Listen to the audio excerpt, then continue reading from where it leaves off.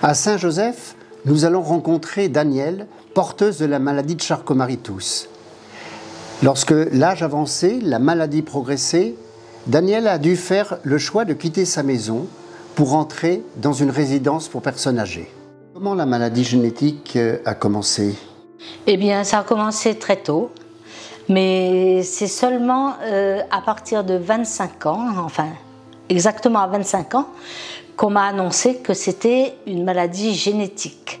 Mais il a fallu encore un bon moment avant de poser un diagnostic véritable. Donc, un nom sur la maladie. Le nom, voilà, qui est la maladie de Charcot-Marie-Tooth. Je devais avoir environ 45 ans. C'est très difficile de se retrouver en fauteuil parce que quand on n'y est pas, on ne s'imagine pas toutes les contraintes et toutes les difficultés que ça entraîne. Et du coup, ça a été un combat de se mettre en fauteuil. La famille, ce n'est pas le premier traitement de la maladie? On a besoin de beaucoup d'aide et là, la famille, c'est primordial.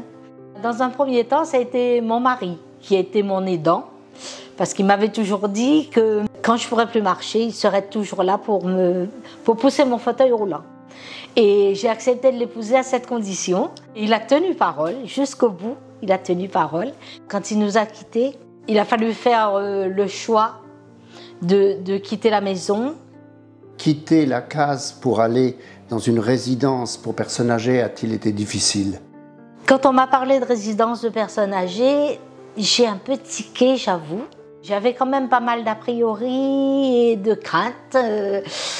Se retrouver avec des vieilles personnes, c'était aussi s'avouer qu'on n'était plus très jeune. Et ça, c'est pas toujours évident. En termes d'accessibilité, c'est vraiment l'idéal. Je peux me déplacer comme je veux, même dans la résidence. Et la résidence, ce qui est super, c'est que on se fait des amis.